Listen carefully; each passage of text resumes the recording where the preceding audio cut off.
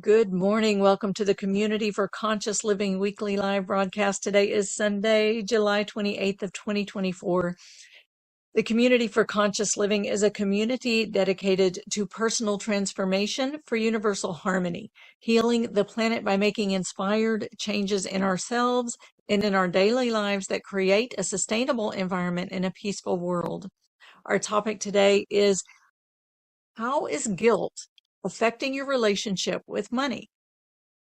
We have a special guest, Jean Border, who is a holistic intuitive healer who is going to guide us on an EFT process to examine what is our self-talk around money, right? When we're listening or not listening, what's that inner talk, inner dialogue with money? Are we affected by past guilt or issues with guilt specifically around money? And one that really was a kind of an ouchie for me when she mentioned it was, is your loyalty to friends and family keeping you from making good financial decisions that can open you to more abundance and freedom in your life?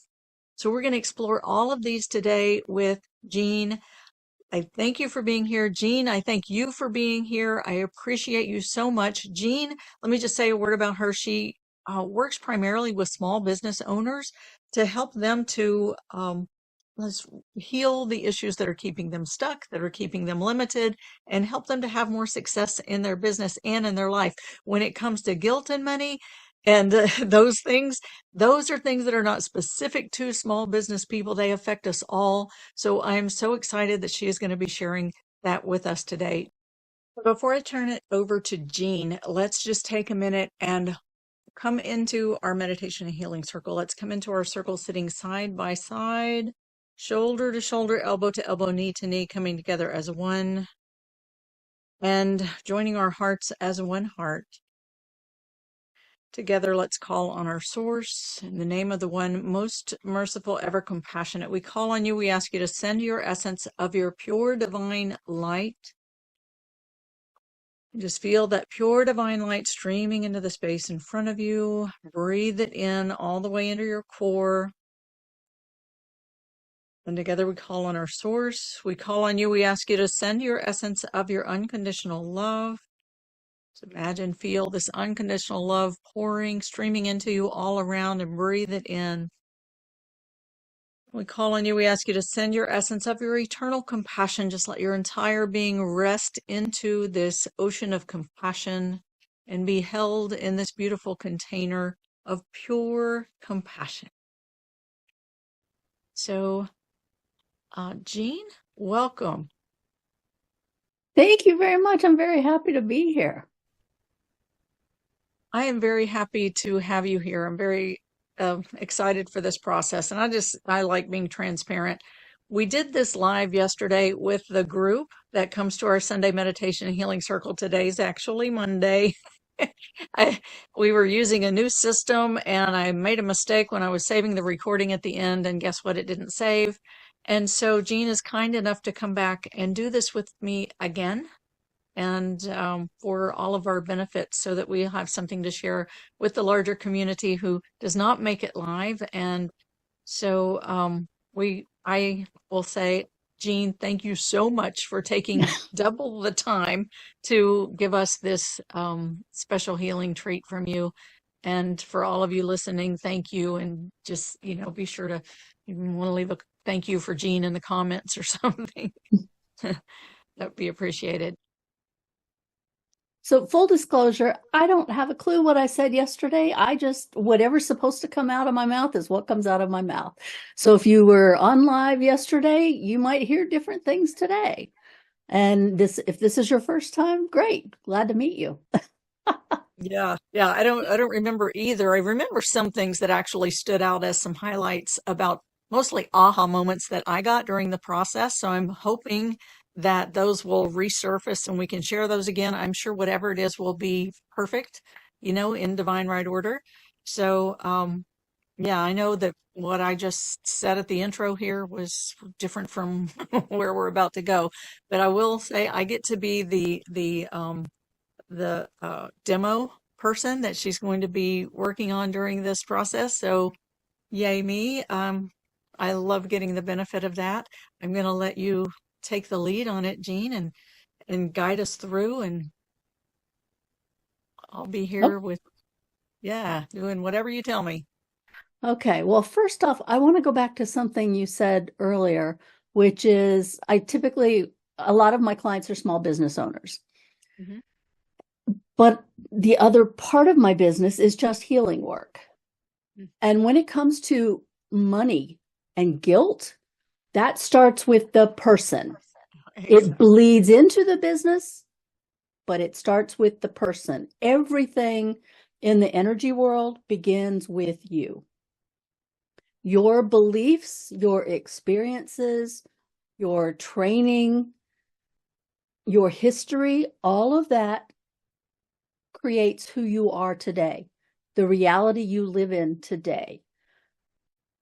If you are experiencing guilt around money, chances are that belief is bleeding over into other parts of your life, because we are not isolated beings. Everything that we believe permeates all parts of our lives, right?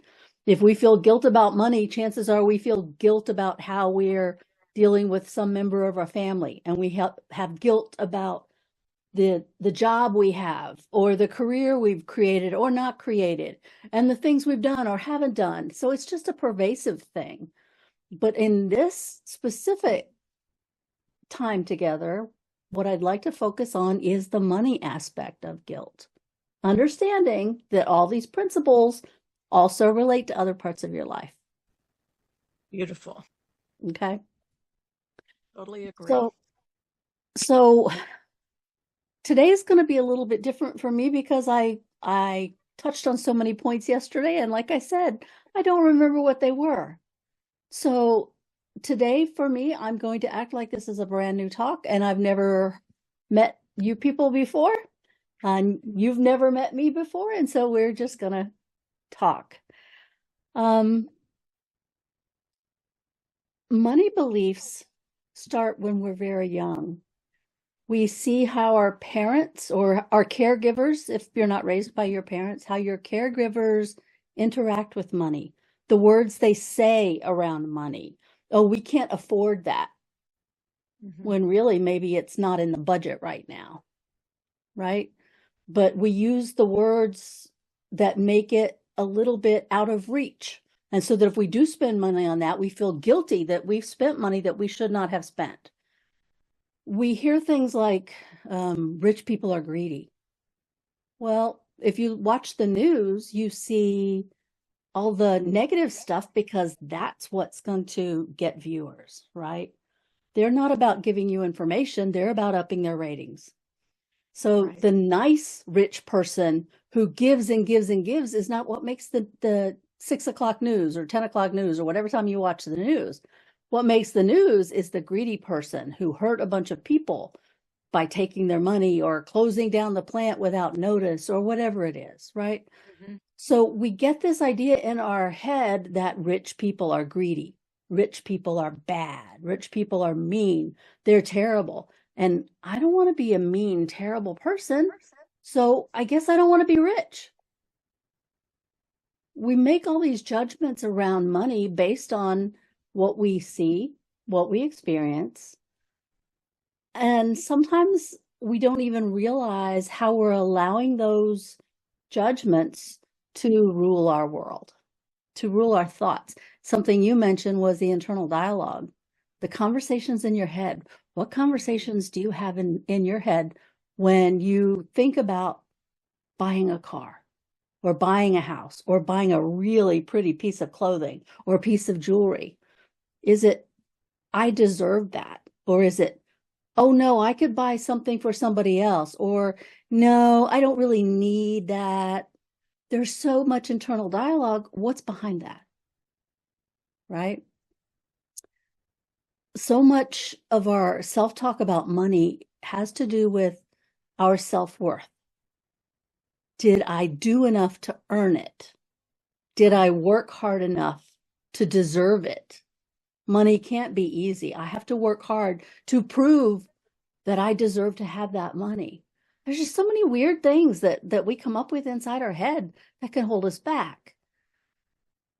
Another big point about money is, and I alluded to this a little bit ago, we create our money beliefs when we're very young from watching how we think the world is working, what we hear our parents say, what we hear on the TV or on the radio. We don't stop to think as adults, do those beliefs hold up and how are they impacting my life right now? Money is the root of all evil. Well, money is a piece of paper. So when you think about, or a piece of metal, piece of nickel, whatever it is, silver, how is that piece of paper the root of all evil? Right? Now, if what you focus on is just getting more money and getting more money and getting more money and not caring how it impacts anyone else, that can lead you to do evil things. But a piece of paper being called evil, there's a little bit of a disconnect in my brain there, right? But if we don't pay attention to the words that are in our head and come out of our mouth sometimes, we don't stop to think about how much power we're giving those words over us. I'm very big on the power of language, paying attention to the words that come out of your mouth and seeing, are they really true? Because what you believe to be true is true for you. If you really believe money is evil, you're going to do everything in your power to push it away from you. That may or may not be in your real life best interest. That may or may not be in the best interest of your family or your friends or your business, right? When you start to hear words like absolute, that are absolute, like I never do this and I always do that, think about the language and think about the thoughts behind it. When it comes to money, guilt is a great motivator. I feel guilty that I can't provide food for my family, so I go out and get a job, and that allows me to provide food for my family. So guilt can be a motivator. Are there better motivators? Probably.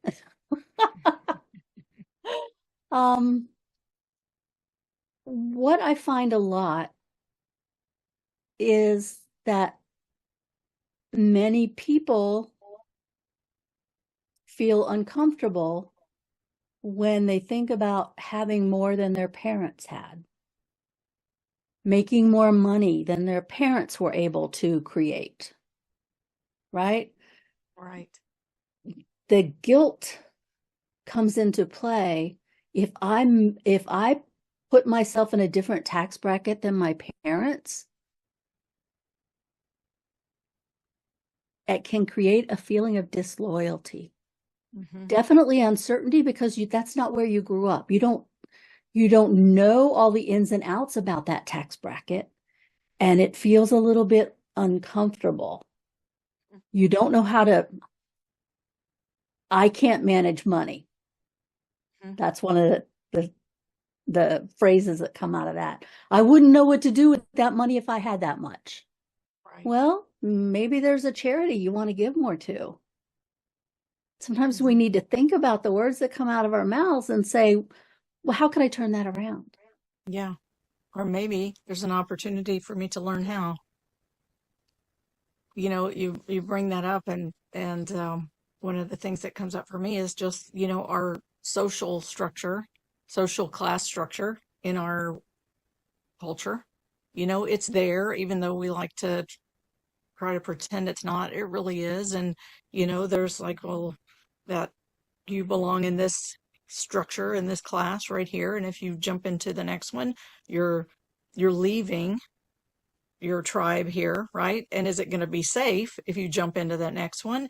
Is that, if you've had any kind of rifts between, people of different classes with people of different classes, then you're going to, have that sense of betrayal and, that sense of disloyalty you were talking about. It's like, is that okay? is that okay for me to step into a place where I don't belong? Is that going to be safe for me? Am I going to be put back in my place? What's going to happen there? So all kinds of things that can come up. The safety is a big deal. Feeling unsafe, feeling uncertain is one thing. Feeling uncertainty is like a yellow light. I'm not sure if it's dangerous. I'm not sure if I should go or stop. But once you get to feeling unsafe, it's like, oh, I'm putting the brakes on. I can't do that, right? So safety is a big deal. Another thing that happens when you begin to make more money than your friends or your family, and you start to step up into a different, uncertain, unknown world, is your friends can feel like they're being abandoned, or you're leaving them behind, or you're too big for your britches. Or she's too good for us now. Yeah. And that brings up a whole lot of emotional baggage. I'm going to call it baggage. And what you mentioned earlier, that we're going to go through some protocols. There's a very easy technique that everybody can learn and everybody can do, called the emotional freedom technique, or EFT tapping. It's called tapping because you tap on certain points on your body that activate what I'm going to call an energy highway in your body. Just like you have an electrical highway in your house with a wiring that goes from the circuit breaker to the outlets and to the light switches, inside your body, you have that same thing. But when you have too many things that happened to you in your life that brought on emotional stress, sometimes those circuit breakers, can get overloaded. And so what this technique does, it allows those circuit breakers. It's like if you have 14 things plugged into a wall socket and you start unplugging them, the electricity can flow more readily. And now the appliances can actually work the way they were designed to work. The same thing happens in your body. As you release these emotions that got stuck, that were jamming up this highway, now the traffic can move on the highway. So a lot of times when that gets jammed, you're triggering something that you've heard the term fight or flight, right? Mm-hmm. There's a part of your brain that is specifically there to keep you safe. Okay. But sometimes it starts looking for danger on it's overly cautious, and it looks for danger everywhere. Okay. So what we want to do is get the energy moving and calm that down. It calms down your central nervous system is what it does. Okay. We're just tapping on these energy points to clear up that exit so the cars can just run right off and traffic flows again. Okay. But if you have so much of this guilt in your system, just thinking about money creates stress in your body. Stress in your body creates physical symptoms. You can literally make yourself sick from carrying stress. And money is one of the big stressors. So I think tapping is a really cool technique, very easy to learn. And your audience may be totally familiar with it, but if not, I would offer it up as something they might want to learn, just to see if it helps them or not. You can use it around all kinds of things, not just money. It's very well-known technique that's used when military members come back from combat situations. There are now even some people on some of the planes that will teach the guys that are interested in tapping to allow the trauma to ease slightly. It's not just do it one time and you're fixed for the most part, but it allows your central nervous system to calm down. Yeah, sounds like a good tool to have in the tool belt. Mm-hmm. Something we mentioned yesterday, and it seemed to be interesting to some people, so I'm just going to go ahead and bring it up. You experience emotions all the time, every day of your life. In a perfect world, the emotions process out naturally, and you're great. You're back in your, I'm going to use this word, frequency. You feel like you feel like the best you that you can be. But sometimes you experience too many emotions at once. And so you process out what's most at the top of what's most at the surface, what's ready to be released. And the rest of the stuff, I'll deal with that later. You've probably said those words to yourself. I'll deal with that later, Yeah. which means I'm going to stuff it down for right now. And then the next day, something else happens and you process out the emotions on top, and I'll deal with the rest of that later. So now you've built it up. You pushed those down and you built up this pressure cooker even more. And that happens repeatedly until we just get so overwhelmed we don't feel like ourselves anymore, right? Right. Also, emotions from when we're very young, we can take on those even though they aren't our experiences. When before you're born, when your mother is carrying you, the emotions she experiences impact her energy field. Her body can actually vibrate with anger, with joy, with whatever it is, with fear. And you feel that because you're within that energy field. And if your body doesn't process it because it doesn't even know what it is, you can hold on to that. I'm going to call it an imbalance, right? Mm-hmm. If your mom is worried about where's she going to get the money to raise another child, you're experiencing that, even though you don't understand it. Mm-hmm. When you're born and someone is holding you and they're having the discussion around money and the fear and the tension comes in, you can pick that up. So now, before you even start making your own decisions about how am I going to spend my money, you've got a history behind you, Mm-hmm. right? Kind of an absorbed template. As we Exactly. talked yesterday, you talked about the difference between inherited and absorbed. Exactly. And the other part to that is inherited. There is something that I refer to as genetic memory, right? Something that is passed down the lineage. This specific event is unsafe.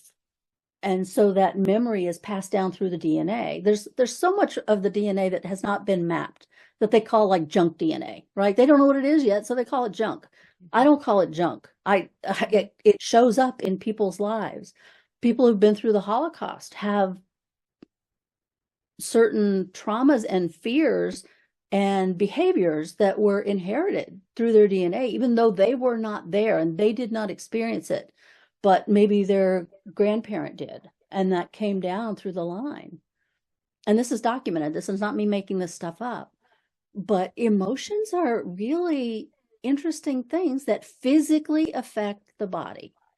And I know we're getting a little bit away from money, but we're not. Right. Because the emotions you feel around money impact your physical body. Yeah. If you don't want to be rich, but don't want to be considered greedy, you're going to do everything you can not to feel that emotion of people are going to think I'm greedy. People who win the lottery, so many times they end up with no money left because people come out of the woodwork. If that leads some people to think, oh, if I get a lot of money, people are just going to want to come and take everything from me. They're not really my friends. They're just going to use me. I don't want to be visible because somebody's going to come after me. Somebody's going to try to rob me. There's so many interesting feelings about getting money. I'm going to talk about something that seemed to resonate with you yesterday, and that's the coffee cup analogy, right? Right. Right. I heard someone mention at one point that um, think of putting your money in a cup. Think of it as liquid. And so you put a little in there and then you think, oh, I need to give this away now because I have more than they do and they need it more than I do. So you give it away. Now you have nothing in your cup. As opposed to filling up your cup and letting it overflow, and all the overflow now can flow out to other people. And so you keep filling up the cup and it keeps overflowing and helping other people. And you keep filling it up and it goes out and helps other people. If that cup is empty, who can you help? Right. If that cup keeps overflowing, look at all the people you can help Yes. without the tension that comes in the body when that cup gets empty again. Oh no, what am I going to do? I don't have any money. I can't pay my bills. Well, I have enough to pay my bills, so I need to stop there because I don't want people to think I'm greedy. Well, no, if you have enough money to pay your bills, now you can fund a nonprofit, or now you can help a homeless person or whatever, right? Right. Um, For a family who's struggling, there's a saying that one of my Sufi teachers like to say a lot. If you want to be generous, it's good to be rich. And that's true in every way, in every way, every part of your life. If you want to be generous, it's good to be rich. and that's the other thing. I don't know how to be rich. What would I Yeah. do with that money if I had it? How would I manage it? If I get somebody to help me manage it, they're going to steal it all. And then what would I do? So we talk in circular patterns inside our head, right? And so then we make it okay not to have money. So if you go back to the cup, keep filling up the cup, and then you can help other people. Don't worry about people stealing a little bit of the overflow. That's great. You just create more to help more people. That's all. Yeah, yeah. And money being an energy, with the analogy that with the cup that we talk about often in our meditation and healing circle is the Rumi poem that says these forms we seem to be, our bodies, are cups floating in an ocean of living consciousness. What we are is ocean, too near to see, though we swim in it and drink it in. He says, don't be the cup with the dry rim, or one who rides all night, never realizing the horse beneath his thighs or the surge that carries him along. Like, let yourself be the open cup. Let the ocean of living consciousness flow through the cup. And then you mentioned and let the cup just fill and like overflow. Let it. And that really speaks to that point about our allowing and allowing ourselves to receive and the impact that guilt can have on helping us or preventing us from being open, being that open cup that allows us to receive, that allows us to just let that energy of money flow to us, through us, fill the cup and open the cup. Because, like, how do I fill my cup if I'm riddled with guilt? Stress does weird things. If your cup is empty, you feel guilty sometimes for having any more than you need just to pay your bills. It's okay to have enough to live on. It's maybe not okay to have extra because there's so many other people who don't have what I have. Mm-hmm. Well, will you not having it change their situation? No. I think of that as like you're driving down the road, you see someone with a flat tire. Are you going to pull over and say, "Oh man, that's a real bummer. Here, I'll flatten mine too, so that we can like be together with two flat tires"? No, you give them a ride to the gas station so they can get their tire fixed, right? And that's really cool. I like that. That's just like a perfect example. But so many times we feel guilt that we're in a better position than someone else, than our family members. That's Family members can be a hard one when you start to make more money than other people in your family, when you see them struggling and you're not, you're struggling in other areas perhaps, but you've targeted your focus differently than they have perhaps. Mm-hmm. But there's still that, well, I make more than them, so how are they going to feel about it? It's sad that they have to struggle so much. Maybe I should give them some of mine, but now you're struggling too because they don't have the knowledge. They haven't built up the skill set around money that you have, perhaps. Perhaps they don't have the same money focus that you do. And so what's important to you isn't important to them. But we put our judgments on other people, whether they are true for that other person or not. I think I mentioned this earlier. What you believe to be true is true for you. Mm-hmm. It may not be the same truth for your family member. Their reality may be totally different. Some people want a nice house to live in. Other people are fine living on other people's couches. They have no desire to have a house. They have no desire to have an apartment. Some people travel the world living on people's couches, and their focus is the experience, not having things. Mm-hmm. But for some of us, that could look like, oh, they don't have the money to have a house. No, they've chosen to utilize their money in different ways. But it's hard for us sometimes to not put our judgments on other people. And so if we feel guilty that they don't have a house, so maybe I should spend my money to buy them a house. They don't want that. They want to travel. But that can't be right. Yes, it can.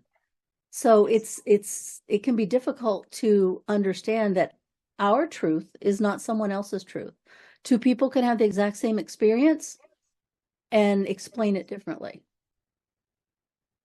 Right. Based on our history, based on our beliefs, based on our experiences, based on how our parents lived or our caregivers lived. Mm-hmm. So in any case, we can't, when we see someone who perhaps looks at a similar situation differently from us or is in a different position than we're in, we cannot make assumptions and feel like we are obligated to do something for them or with them based on how we think that they would feel, because that's how we would feel if we were there. They might be having a completely different experience. Another way we come up with our explanation of our reality is how we've handled money in the past. If we've made good decisions, no one makes a good decision every time. It's just not how we're made. You have to make a bad choice to understand, oh, this one would have been better. Otherwise, you don't know how to compare, right? You watch a baby learn to walk, they don't just lay in their crib and say, oh, I'm going to walk now. It doesn't work that way. You have to build up the muscles. You have to teach them what it means to stand, what it means to take their arm and hold on, to get their balance. All these parts that have to come into play that are learning experiences, right? Yes. And what it Same thing means to get happens up with after you've money. fallen down. Yeah. Same thing happens with money. You have to give yourself time to learn. But we get stuck on, if I hadn't made that choice, look where I'd be. Look how much money I would have if I hadn't done this or done that or spent it on that or invested in that, right? So we have all this inner regret, inner shame, inner I wasn't good enough. I didn't learn enough. I don't know enough. I can't handle money. It's all guilt and fear related, right? Yeah. I And don't want to make the self-judgment. same mistakes. So we all want to be perfect, and unfortunately, it just doesn't work that way. And yet there's perfection in the learning process, right? In the life journey, that's the journey of trial and error. And for Trial and me, error journey and is, learning and yeah, for me, journey is it. Yes, you get to the goal, but after the goal, then what? Right? If you don't enjoy the journey on the way, you're not on the right journey.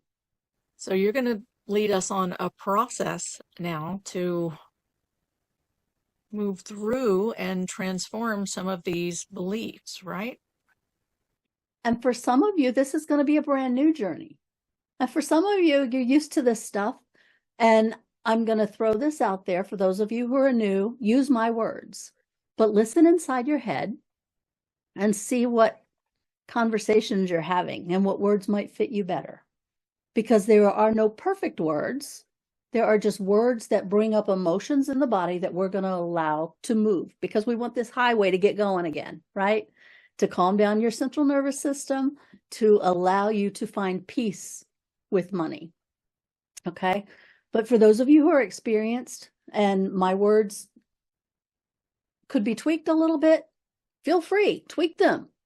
This is your journey, right? I'm guiding you a little bit, but it's your journey. You do what makes you happy. Okay.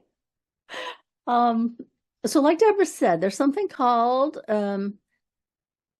right now, the common term is tapping. I still call it EFT because I learned it way back when it was first coming out with Gary Craig, Carol Look, all those people holding seminars on the weekends that I would go to, and that's how I learned it. So I still call it EFT, Emotional Freedom Technique, where we actually target emotions that we want to not be stuck in your body anymore. Okay. And the way we do that is we're going to take the easiest way to learn is like 2 fingers of either hand. You don't have to use both, just one. There's science behind that. If you learned it with 2 and you feel comfortable with that, go for it. It doesn't make you any stronger or weaker than anybody else. It doesn't matter if it's dominant hand, non-dominant hand. You can switch in between the process. If one hand gets tired, switch to the other hand. All perfectly fine. Okay? No difference in the results. But we're going to start with some what I'm going to call tapping points. The first one is what we call the eyebrow point, and that's where your eyebrow starts. You know, just outside of your nose, above your eyes, right up there where your eyebrow starts. And if you tap on that with a couple fingers, maybe 7 to 10 times, or while we're saying a certain phrase, that's where we're going to start. And then we're going to move to what I call, what most people call side of the eye, which is where your eye ends, in between your eye and your temple, what you think of as your temple, that soft spot right in between there, okay? And you're going to tap on that 7 to 10 times. And then the next one will be what we call under the eye, which is exactly what it sounds like. If you were looking straight ahead where your pupil would be, just that bone underneath the eye, we're just going to tap right there 7 to 10 times. The next one is under the nose. I know these are very technical terms, but it's just right under the nose, above your lip, 7 to 10 times. And the next one is on your chin, right before where that little point is, right there. You know, you're just going to tap there 7 to 10 times. And the next one is what we call a collarbone point, which is if you were a guy and you had an Adam's apple, you go down center line and then out a little bit, and you'll feel that sort of like a bony thing, but it's where your collarbone is, right? 7 to 10 times. And then the next one is on a girl, it's where your bra strap would be under your arm. Okay. So we're going to tap there 7 to 10 times. Some people do it crossbody. I happen to do it underneath, whatever's fine. And then the last one is the top of the head, closer to the forehead, but in the middle. Okay. There's a bunch of little calming points right there. So I typically end all my protocols right there just because it's calming. Okay. And those are the points. That sounds really weird, but if you imagine those exits on a highway, we'll just call them highway exits. Okay. They're really like meridian points. If you go to a chiropractor, not a chiropractor, an acupuncturist, they are looking for certain points. Just like with this, we're looking for points that activate the meridians or the highways. Okay. And every protocol that we start is going to start with what we call a setup phrase, where we say what is true. Okay. And that way your subconscious understands what you're going to work on. And we're going to say what is true. And we're going to use this area that's like on the skinny part of your hand between your wrist and your little finger. We call that the karate chop point, because if you were in karate and you were breaking a board, that's what you would do. You would use a karate chop. Okay. So it's that little section between your little finger and your wrist. And so that's where we're going to start. And we're just going to tap on that and we're going to say a setup phrase. Okay. I'm going to say it first and then Deborah's going to repeat it and you're going to talk along with Deborah. Okay. And we're going to focus on money and our past and how that's affecting our future. Okay. Even though I feel guilty about my past money mistakes. Even though I feel guilty about my past money mistakes. I deeply and completely accept myself anyway. I deeply and completely accept myself anyway. Even though I kind of feel ashamed about my financial situation right now. Even though I kind of feel ashamed about my financial situation right now. I choose to forgive myself and accept where I am. I choose to forgive myself and accept where I am.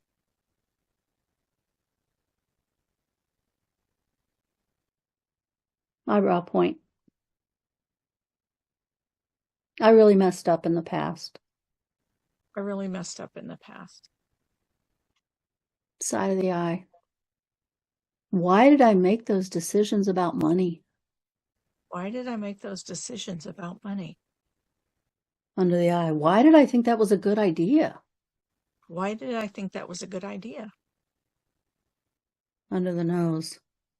I shouldn't have done that. I shouldn't have done that. Chin. I made really bad mistakes. I made really bad mistakes. Collarbone. I could have so much more money than I do right now. I could have so much more money than I do right now. Under the arm. I wouldn't have to worry about where to get the money to pay my bills this month. I wouldn't have to worry about where to get the money to pay my bills this month. Top of the head. Why did I make those decisions? Why did I make those decisions? Eyebrow point. I feel so guilty. I feel so guilty. Side of the eye. I should have known better.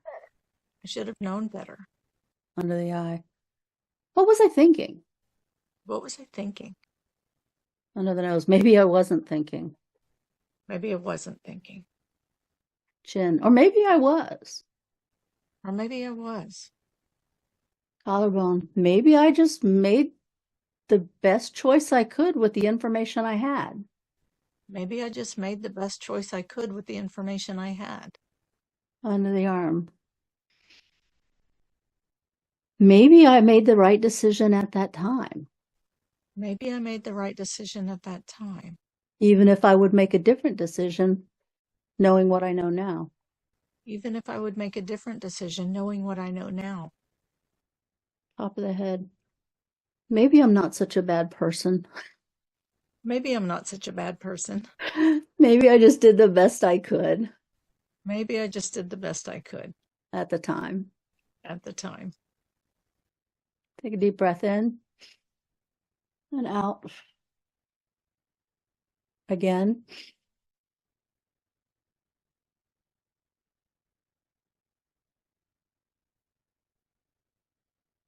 Did anything come up for you? Yes, actually. Something you want to share? Or do you want me to just continue? Let's see. There's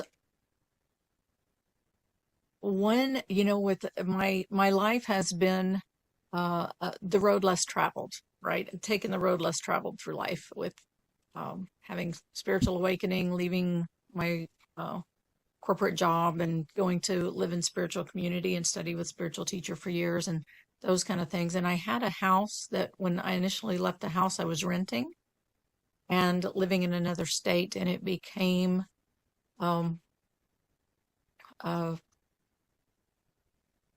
cumbersome, troublesome to manage that property. And from a place of uncertainty and fear, I sold the house. And that's been my biggest regret because of a number of reasons why I wish I hadn't sold that house. It was a house I built from ground up and did my own contracting on it, and and also really had a special bond with my dad in the building of that home that that's been my one regret of my whole spiritual journey, is selling that house. And that's what came up when you were talking about that, is that God, I wish I hadn't sold that house. And it's like, but yes, I did the best I could at the time with what I had, so that was Tap while you're talking. yeah. I did the best I could at the time, and that was, if I knew then what I know now, I would do it differently. But at the time, that felt like the right thing to do, even though it hurt. And you're speaking your truth while you're talking. So that becomes your setup phrase, the regret. Even though I feel this regret. Even though I feel this regret. I did the best I could at the time. I did the best I could at the time. And even though I wish I'd made a different decision, And even though I wish I'd made a different decision, I accept who I am and the choices I made. I accept who I am and the choices I made. Eyebrow point. This regret. It's regret. Side of the eye. Regret about my choice. Regret about my choice. Under the eye. I did the best I could at the time. I did the best I could at the time. Under the nose. I didn't know another decision I could make. I didn't know another decision I could make. Chin. So maybe it was okay that I made that choice. So maybe it was okay that I made that choice. Collarbone. Maybe it got me where I am on my journey right now. Maybe it got me where I am on my journey right now. Under the arm. There's a little bit of remaining guilt. There's a little bit of remaining guilt. Top of the head. But that's okay. That's okay. I'm just on my journey. I'm just on my journey. Working through this guilt. Working through this guilt. Working on my money situation. Working on my money situation. Deep breath in and out. In and out. Your whole face has changed. For those of you who are listening to the recording and not seeing it, her whole countenance has changed. And so on that, let's do another setup. Even though I've had challenges with some of my money decisions, even though I've had challenges with some of my money decisions, I'm excited about the possibilities coming up. I'm excited about the possibilities coming up. And the abundance that's out there that I can find. And the abundance that's out there that I can find. Eyebrow point. So many possibilities. So many possibilities. Side of the eye. What's next for me? What's next for me? Under the eye. The abundance and the money that are coming towards me. The abundance and the money that are coming towards me. Under the nose. I'm so excited. I'm so excited. Chin. It's right there. It's right there. Collarbone. It's moving closer all the time. It's moving closer all the time. Under the arm. And I can't wait for it to get here. And I can't wait for it to get here. Top of the head. It's actually here right now. It's actually here right now. I just have to accept it. You just have to accept it. And I'm choosing how much of it I'm going to accept right now. And I'm choosing how much of it I'm going to accept right now. Deep breath in and out.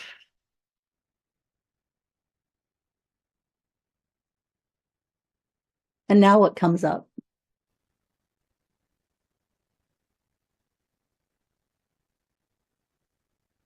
I feel more open. I feel more open to a future.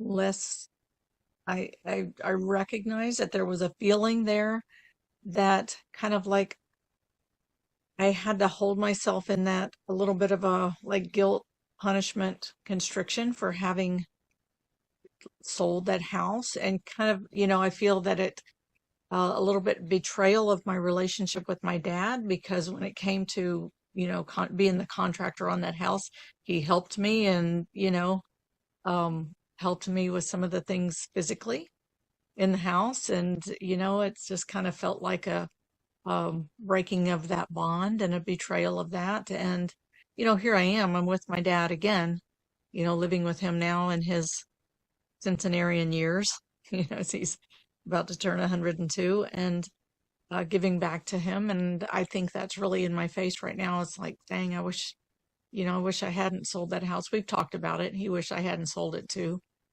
And, but it's like, okay, I don't have to hold myself there.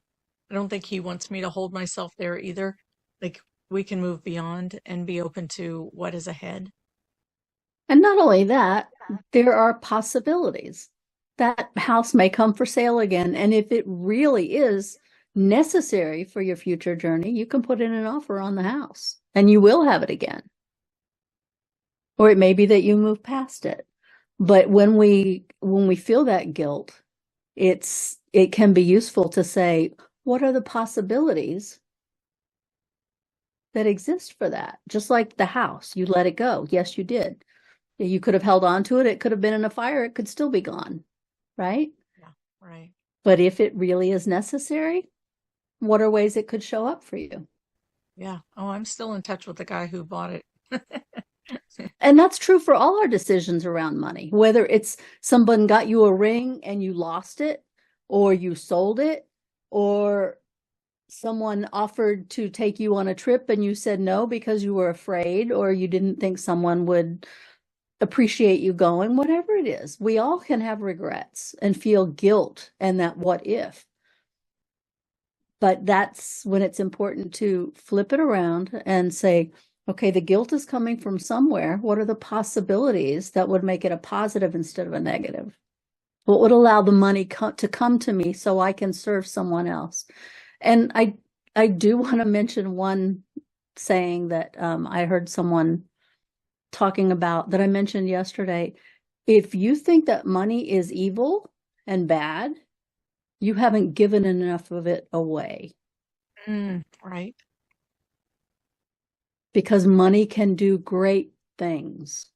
You can do great things if you open yourself up to the possibility and don't focus on the negative. Focus on where you want to go, what you want to accomplish, and don't look at the other stuff.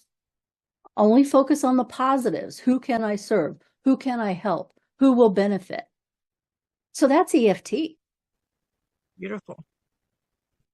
When you do start to, for your listeners, for your audience, when you do start working this technique, pay attention to the words in your head. That's going to create the fastest results for you.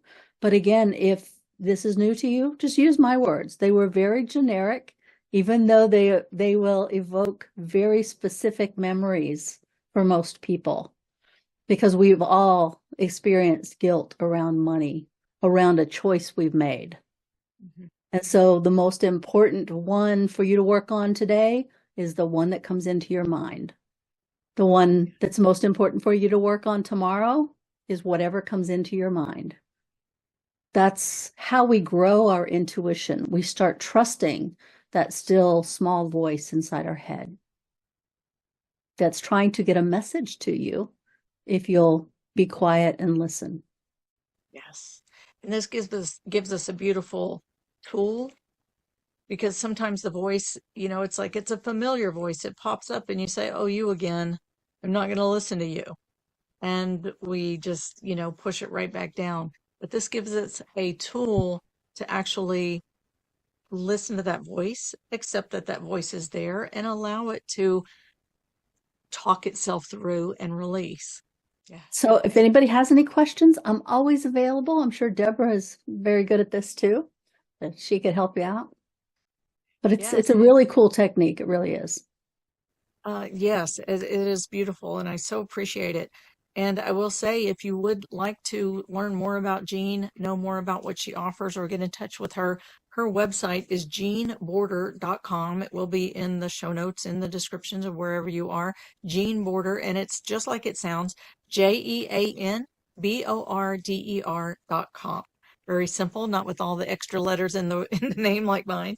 But jeanborder.com will get you to her website, and you'll see there how to reach out to her, how to get in touch with her, and possibly work with her if you want to take this further for yourself and move on. Release that old baggage, release that guilt around money, and move on. Move on, opening to what is available to you, everything that, is we talk about in my program. It's like everything that is here is like available to you. It is here, right? It's here and just waiting for us to open and receive, and everything in its divine right timing. And, and we have beautiful tools to work with to help us to receive what is waiting.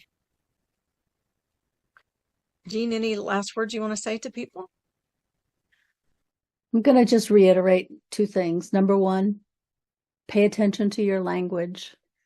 Just because it happened in the past doesn't mean it has to happen in the future. I'm always sick. No, you're not always sick. You were sick in the past. You're not always sick. But when you say words like that, your subconscious tries to make you right. Right. So it will find ways to make you feel sick. And that's not how you want to live your life. I'm always broke. No, you're not. There was a period of time when you didn't have sufficient funds. You're not always broke. But if you repeat those things, it's like a self-fulfilling prophecy. So just be careful of the language. Yeah. And number two is always be filling your cup. Yeah, beautiful. I learned a great tip for that when you just catch yourself in the moment saying, I always this or I always that, in one of those definitive terms, that you can always tack on the end of it until now and shift it, So it's like gives that opportunity for a different outcome moving forward. Exactly. All right. Well, with that, I thank you so much, Jean, for everything that you've given. And as you said, I am different and I can't wait to use this to continue with I think it's kind of started some things coming up for me. So I'm going to continue with this. And if you're listening to the recording, by all means, just loop it back, continue, go back and do what continue with what's coming up for you and keep going. Right. And just continue to open to that, to the new normal for yourself. Right? Let your whole nervous system settle into a new normal and be open and receive. All right. So for those of you who are listening to the recording, I thank you for listening. Please join us live on Sundays, 10 a.m. U.S. Eastern Time, 7 a.m. U.S. Pacific Time. You can find information for joining us live at communityforconsciousliving.com. communityforconsciousliving.com. Sign up to receive the reminders and replays so that you can join us live on Sundays for these events, and you can always get the email with the links to the replays. When you do, you receive 2 free gifts. One is the one sheet, 10 spiritual principles of our human existence that reminds us of who we are, what this life is about, what this world is about. Help us to remember that we are on a journey and there is perfection in it, and it is a process of evolution. And just kind of helps us to put things in perspective when we're feeling a little off track. The second thing is a 15-minute downloadable guided meditation that I hope you will use as a part of your daily practice to help you to connect with the pure divine light, the unconditional love, and the eternal compassion that is the core of your being, the core of who you are. With that, I thank you very much for joining us. We'll see you next week.